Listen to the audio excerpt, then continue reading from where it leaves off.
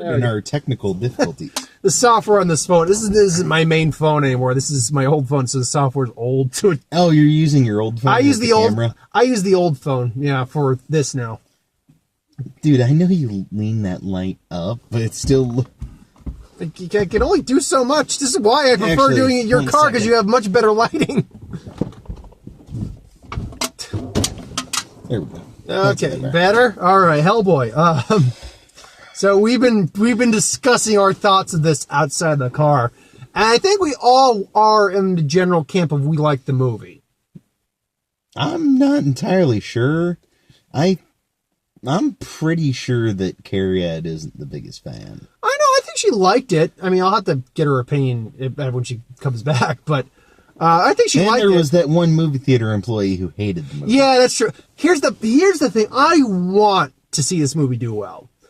But last I heard, and I'll double check when I get home or in the morning, the movie's Rotten Tomato, which shouldn't be your definitive judgment of a movie before you see it. Well, to be fair, the critics tend to dislike a lot of movies. Yeah. Whereas once it actually starts to get released to the wider audience, that's when you can really tell, because then you have other people coming on. Well, you have audience scores and things along those lines, Yeah. which Rotten Tomatoes doesn't count for crap. Because anyone can vote on that, even if they haven't seen the movie, so it doesn't mean anything. Well, to be fair, no criticism means anything. No good, but it's got like a 10% on Rotten Tomatoes. So, yeah, I know. I don't generally put too much stock in that, but... I think that's because people have gotten spoiled. So they were expecting this to be like Avengers because the last little comic book movies we got were great, so... It's been a long time. That's the thing. It's been a long time since we've had a legitimately not good comic book movie. Well, Justice League. Let's say Justice League. I think a lot of the DC movies haven't been great. But when I say long time, it's been a few years. The Justice League came out in 2016, and besides, yeah, it's been that long since Justice League. No, 17. Sorry, 17. I take that back. It was 17 because. And then I'm pretty sure it came out more recently than that. No. It was the DC movie that came out before Aquaman. Yes, it was, but there was a full year gap between that and Aquaman. I could have sworn there was less. Yeah, I know for a fact, because Aquaman came out last year, 2018, and Justice League came out the year prior to that in November. And then we had a full year between. That's why I think Aquaman actually... Partly it did so well because I need to go rethink my life for a bit. How old are we now? Wow. I gotta double check this. Not because I don't believe you, because you just need to justify it to yourself. To believe you. Anyway, so Mark's immediate question to me was, first up, better run per, well, was it better Hellboy or better movie overall? Because those were basically your two questions. Was who did it better? Well, the main one was, which one do you like more? Yeah. And I said, I think I like this more than the first Hellboy, but I think I like Golden Army better than this one. But you actually considered that the weakest of the original two. Yeah. I think Golden Army is the weakest of all the Hellboy movies. This would quite possibly also include... Well, no. There's only 3... I mean, if we're talking about the animated ones also...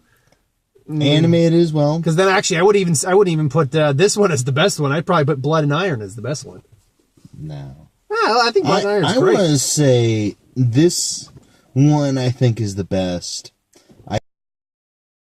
That one is the animated one that takes place in Japan. Sword of the Storms, I believe it's called. Yeah, that one I think is the worst. And again, not bad, but the worst.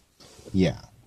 But I mean, it is what you're getting out of it. It's R-rated. You get a lot of gore coming out of it, a lot of action, a lot of quippy one-liners. Dan Harbor's great as Hellboy. This is a lot less of a kid-friendly. Oh, no, it is not kid. And unless your kids raised on some weird shit. I am into it. I enjoy it. We were enjoying ourselves. We were all enjoying ourselves. I had some complaints myself, more so than even my girlfriend and Mark did.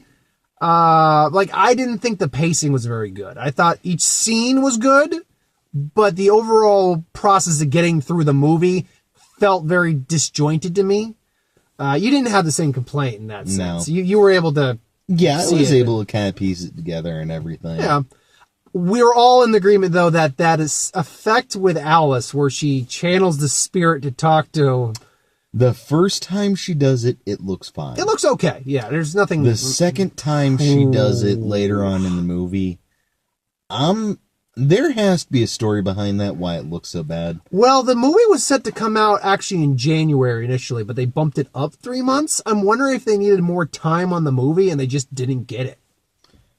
Maybe, but I think also it might be the fact that they could only get the actor Ian McShane. Yeah, they could only get Ian McShane for a limited Yeah, period because of time. he's got a busy year coming this year. He's got American God season 2. John Wick comes out in May. He's got this. So I think he's got another movie coming out also. because of that, I think they had to only work with what they could.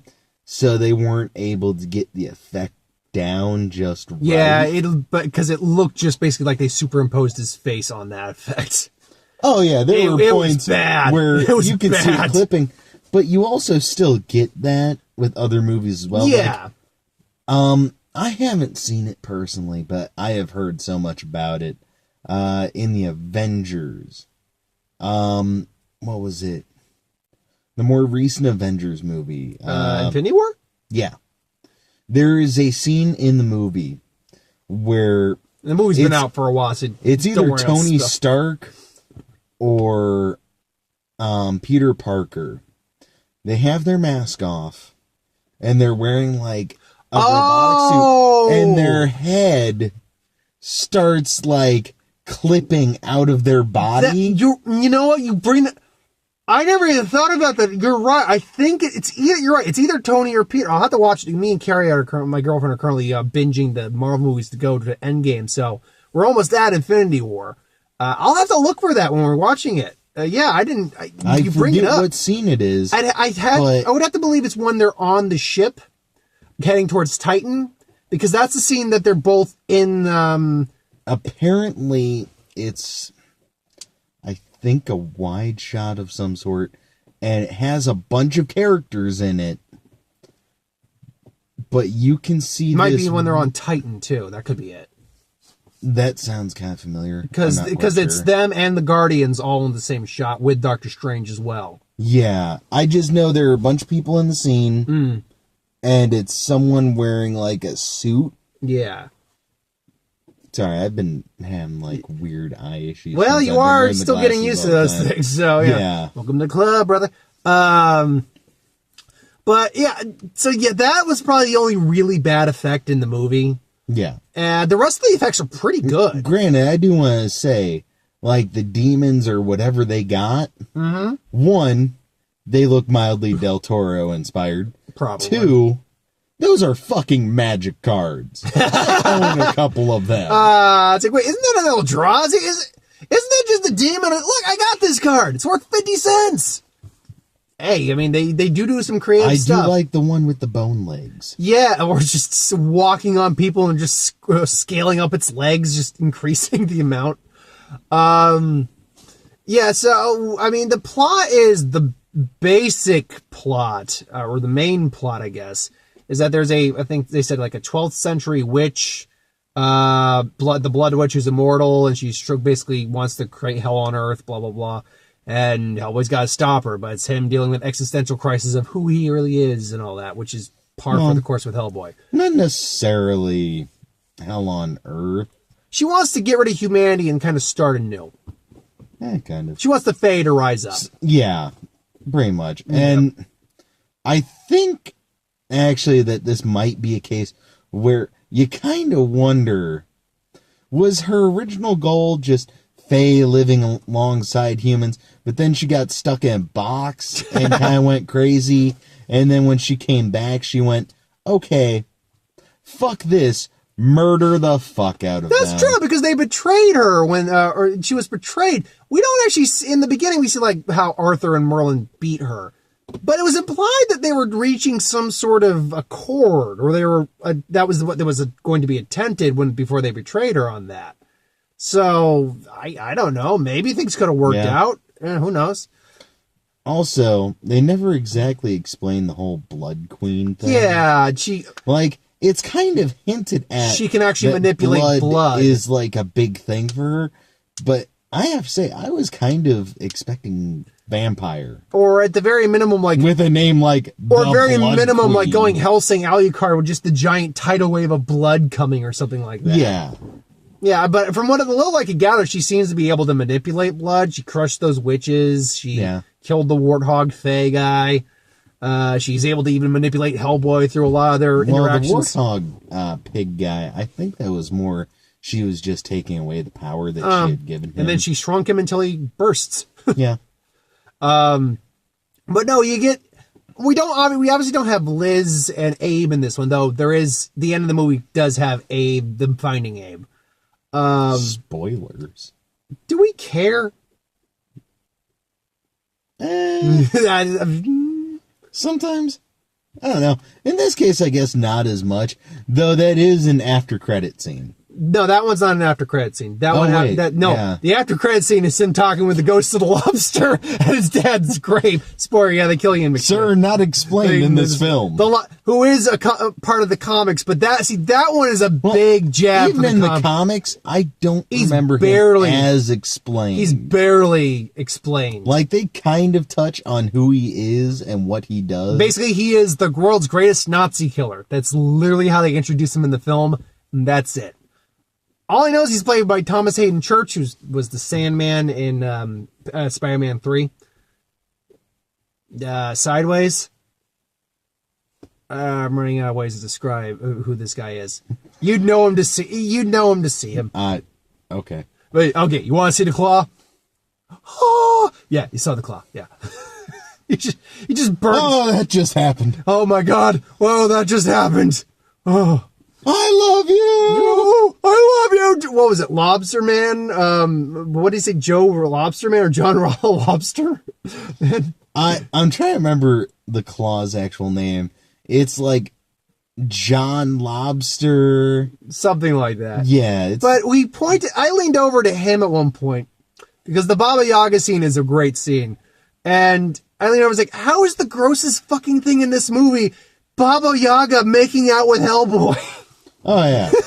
Which, here's the thing with Baba Yaga, is I'm pretty sure she knew what the fuck she was doing. Oh, yeah. Because she's powerful enough, and I'm pretty sure she summoned Hellboy to her alternate dimension. She could have taken on the Blood Queen if she wanted, but... She was limited based on what Hellboy did to her, I think. No, I think it was more the case of she has her own agenda going on. Like, if they make a sequel, she might show up again. Part of that agenda may very well be she didn't want Hellboy to turn. So to do that, she was like, oh yeah, just a reminder, all those Fae creatures, they eat people. To where she tries to serve and they show... like dead kids. Yeah, they show kids hanging from meat hooks. I mean, it's kind of a little blurry and you can't clearly see, but you get the idea. And you're like, oh. And even Hellboy's like, oh. Okay. So I'm pretty sure she knew what she was doing there, and she was reminding him, hey, you should be a good guy. You don't want to be doing this. But I still want that eye you took from me. I'll be waiting. Oh, yeah. Yeah. Well, there's Baba Yaga. She has weird shit going on. Yeah, and according to her, Hellboy was able to banish her to an alternate dimension and cursed her into her grisly old physical appearance, basically. I get the impression that it was more she got stuck in that form, in a form or in a body. Because being a witch, and I remember because there's a deleted scene because I've seen Baba Yaga's shown up in other materials before. There's a deleted scene in Dracula Untold where Dracula does meet Baba Yaga, but she takes on. Granted, she has like metal teeth and stuff, so she eats kids, but she takes on the appearance of a younger woman in that scene. It's not as much a deleted scene as it was. They didn't think it would work for American audiences. True. So in the version of the movie we got where he runs into that really old vampire, instead for European audiences, they had him running into Baba Yaga. Really? I could have sworn that he ran into both of them. That he ran into her after waking up as a vampire. No, that was the version I heard. Okay. But because that changes up the entirety of the story. Well, I think it's one of those things where not everyone knows who Baba Yaga is. No. Was John Wick? The Boogeyman. She also appeared in She appears in a lot that show Lost Girl. Oh, yeah, I can imagine. Which, for a little bit, I have to look into this. The actress who was playing Baba Yaga in this kind of reminded me of one of the characters from Lost Girl. I wouldn't be surprised. Did Baba Yaga ever show up in Supernatural? Any of the 14 seasons of it? Okay, look. I haven't seen all 14 seasons. They got one more season. Last season's next season's going to be the last one. I stopped watching exactly. But at a certain point, I was like, okay, we're done.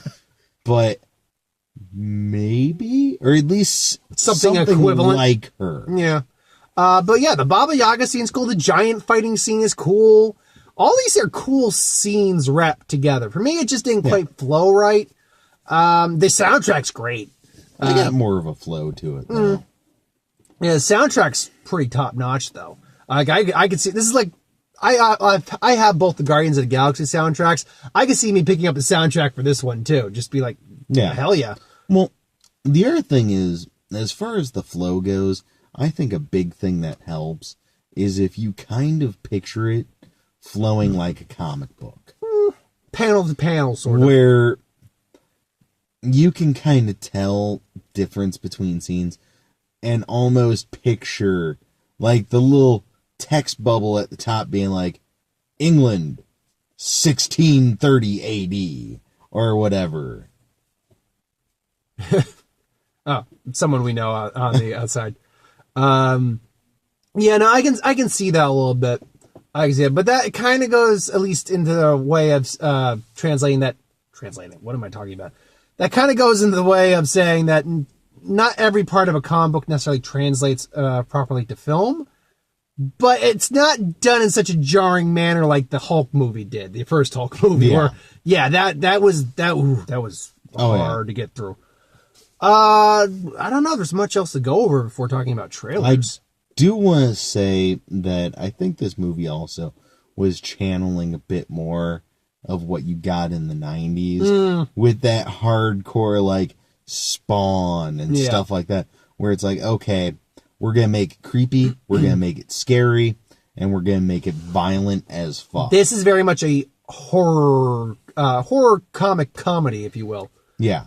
To where it feels more like we're going to take a 90s comic book character. It's almost like what Venom came close to doing, where Venom should have been itself very gory and brutal and everything else. But they pulled it back just enough that they didn't have to go that route. Yeah. With this is more looking at it and going, okay, we need comic book movies out there that are like this, that speak to this genre of comic book movie. Let's do this. So, I mean, ultimately, I liked it. Had some issues, but I ultimately liked it pretty a good amount, and you liked it a lot. Oh, yeah. And I'm pretty sure my girlfriend liked it a lot. Honestly, I think this is the best one out. To each their own, I suppose. We only got 5. I mean, I walked in on Brightburn, the newest trailer for Brightburn, which is the take on Superman if the kid was just not. Oh, I remember which one it is. Yeah. You see a bit more in the trailer where you actually see him legitimately killed a woman in the freezer, and she gets like glass in her eye, and you actually see her pull it out of her eye. Ooh, it's a little cringy. Dude, I feel this is something I heard on a podcast I was listening to earlier today, where it's like, dude, some of these trailers, they're... No. It's not turning on. Oh, God. There. Okay, we're good. Okay. But some of these trailers are just giving away too much. A little bit. I mean, we don't know how that movie ends. Maybe they kill him. Maybe he goes off and conquers the world. I don't know. But we didn't get many trailers, probably because we walked in a little late, I'm imagining. There was one trailer you guys didn't walk in on also, or maybe you caught the tail end of it. It's like a coming of age R-rated comedy with like these like little 12-year-old kids basically just going through adulthood and learning about girls and like, oh, this is a tampon. What do they do? Oh, these girls stick it up their butts so something doesn't pop out. It's like, oh God. Okay. It's like, dude, she's a nymphomaniac. What is that? So wait, she means she doesn't eat meat? No, a nymphomaniac. It means she has sex on land and sea. Okay, I don't think I'm going to be seeing this one. I don't know. Anyway. What was the other one? What was it? Stuber, the one with the Uber driver. It was Dave Bautista. Oh, that's the one we caught. Yeah, that one looked funny. I'll admit, actually, that looks funny. it kind of reminded me. I watched WrestleMania this past Sunday. We only got 2 other ones. John Wick Chapter 3. Same we'll trailer be there. we've seen. Well, yeah, but we'll be there. I'm kind of surprised we didn't get an Endgame trailer. If we did, it would have been maybe at the beginning.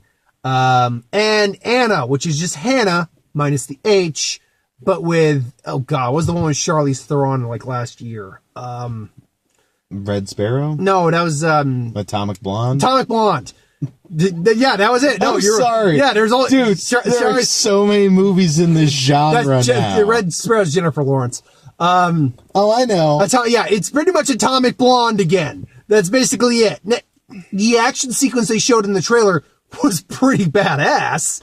Yeah, but it's Atomic Blonde again. Come on. We have this badass, hot-looking woman who goes around being an assassin, killing people, and then she wants out and wants a way out. Look, I'm all for equal equality.